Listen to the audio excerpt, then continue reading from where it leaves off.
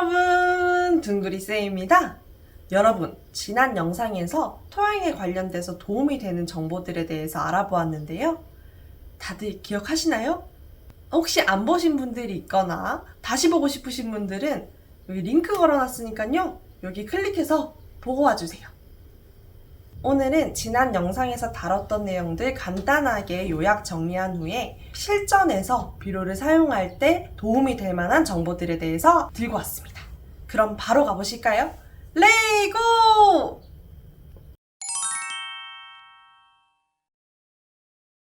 자, 작물이 자라는데 필요로 하는 좋은 토양의 조건. 유효토심이 깊은 토양. 기억나시나요? 우리나라는 대부분의 토양이 화강암 및 화강편마암이라서 여름철 장맛비에 의한 염기용탈도 많고 경사지에서는 토양 유실도 많아서 유효토심이 얕은 경우가 많다고 말씀드렸었는데요. 그래서 인위적으로 좋은 토양을 만들어 주어야 합니다. 지난 영상에서는 심경, 중경 등 물리적으로 토양을 개선할 수 있는 작업들에 대해서 알아보았고 또 비료, 퇴비의 정의와 그 종류까지 알아보았어요. 비료를 얼마나 주어야 좋은지는 작물의 종류, 재배법, 앞전에 심은 작물과의 관계, 토양의 성질, 기상 조건, 재정 조건 등에 따라 다 다르고 이러한 여러 가지 사항들을 고려해서 비료의 종류와 사용량을 결정해야 합니다. 이 작물별로 완전한 비료 사용 기준량은 정해져 있지 않지만 농사시험을 통하거나 토양 비옥도 실태, 작물의 양분 요구도 등에 따라서 그 기준량이 정해지므로 여러분의 농사 상황에 따라서 여러 조건을 좀 고려해서 아까 정해진 그 표준 시용량, 표준 사용량을 기준으로 10%에서 30% 범위 내에서 가감하여 사용하면 됩니다. 예를 들어서 콩은 표준 사용량을 봤을 때 밑거름만으로 재배가 가능하지만 논에 재배할 경우에는 개화기에 1회 웃거름을 주며 옥수수의 경우에는 7에서 8엽기에 질소 웃거름을 1회 정도 주면 좋습니다. 감자, 고구마와 같은 서류는 웃거름을 사용하지 않고 참깨, 땅콩과 같은 유지작물도 밑거름만 주어도 되지만 유채의 경우에는 밑거름 외에 질소 웃거름을 1회 또는 2회 나누어 주면 좋아요. 이 웃거름의 시용 시기와 시용량은 작물의 생육 상태, 토양 간이 검정 등에 의해 시용하는 것이 바람직합니다. 만약 미리 토양 검정을 하지 못했을 경우에는 작물의 작황이나 병해충 발생 상황에 따라서 웃거름을 주는 횟수를 한 1, 2회 정도, 웃거름을 주는 양을 10%에서 한 20% 정도 가감해서 사용하시면 돼요.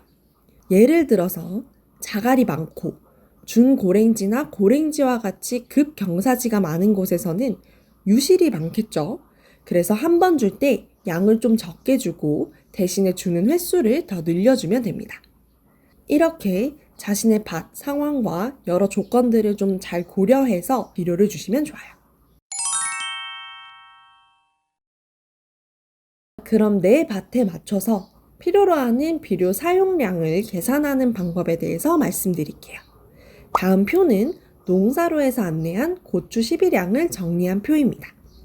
10아르를 기준으로 표기가 되어 있는데 이 아르는 면적의 단위로 1아르당 100제곱미터라고 생각하시면 돼요.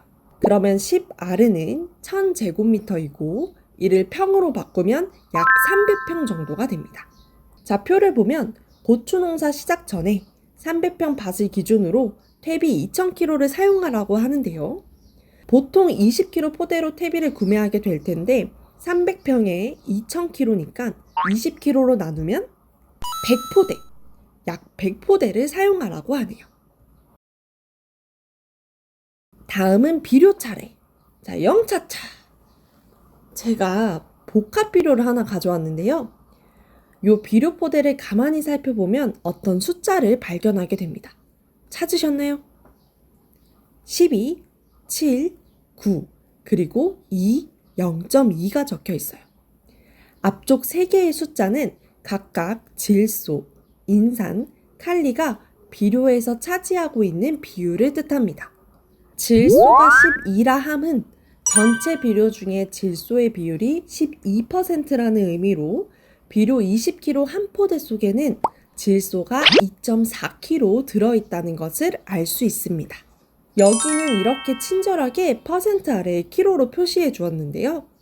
20kg 비료 안에 질소가 2.4kg, 인산이 1.4kg, 칼리가 1.8kg라고 표기해 줬네요.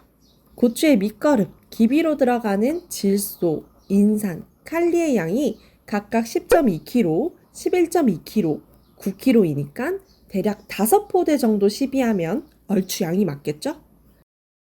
간혹 킬로그램 표시가 되어 있지 않은 비료가 있는데 이럴 때는 아까 했던 것처럼 계산하시면 몇 킬로그램이 들어있는지 계산할 수 있습니다. 비료포대 뒤쪽에 작물별로 비료 사용량이 적혀 있기도 하니까요. 참고하시면 좋을 것 같아요. 여기 보시면 노지나 밀식 재배의 경우에는 85에서 90kg, 시설 재배의 경우는 100에서 105kg 사용하라고 적혀 있네요. 모든 것을 딱딱 완벽하게 맞춰서 시비하면 너무너무 편하고 좋겠지만 비료마다 성분이 다 다르고 본인의 토양과 재배 환경이 다 다르니 여러 조건들을 잘 고려해 비료를 가감하여 사용해 주시면 됩니다. 추가적으로 토양 검정을 통해서 미리 토양 내 존재하는 양분을 파악해 사용하거나 작물의 상태를 파악하면서 사용해 주시면 더더욱 좋을 것 같아요.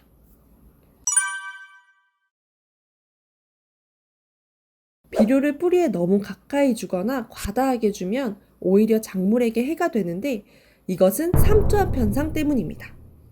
물은 항상 농도가 낮은 곳에서 높은 곳으로 이동합니다. 비료를 작물과 너무 가깝게 주면 비료 때문에 농도가 높아진 토양 속으로 상대적으로 농도가 낮은 작물 내 수분이 모조리 빠져나와서 시들게 됩니다. 쉽게 말해서 과일청을 만드는 원리와 동일한데요. 과일을 설탕 안에 묻어두면 삼투압에 의해서 과즙이 과일에서 설탕으로 빠져나오게 되고 과일은 쭈글쭈글한 모양이 되는 거 보셨죠? 비료를 뿌리 가까이 주는 것은 금물입니다. 반드시 작물 포기 사이에 그리고 꼭 사용량을 지켜서 시비해 주는 게 중요해요.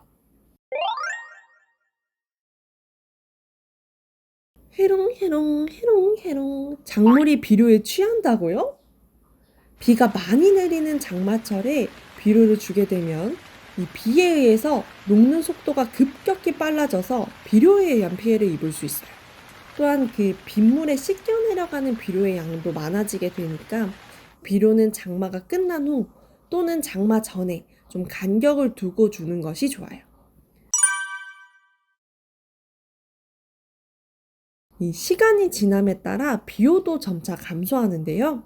비료 용기나 포장의 뒤쪽에 보증표가 있는데 여기에 생산 연월일이나 유통기한 등이 나와 있는데요. 구매 전에 미리 한번 확인해 주시고 비료 개봉 후에는 되도록 빨리 사용하는 것을 추천드려요. 비료는 서늘하고 건조한 창고에 보관하시고 개봉 후 남은 비료는 습기가 차지 않도록 꽁꽁 밀봉하여 보관하시면 됩니다. 보관 온도가 높으면 일부 복합 비료에서는 함유된 질소 성분이 날아가 비료가 떨어지게 되니까요. 올바르게 보관하고 되도록 빨리 쓰기 잊지 마세요. 자, 오늘 이렇게 비료 사용하는 방법, 계산하는 방법, 그리고 보관법까지 알아보았는데요. 농사 지으실 때 도움이 되셨으면 좋겠어요. 그럼 다음에 더 유익한 영상으로 찾아뵙겠습니다. 다음에 만나요. 안녕!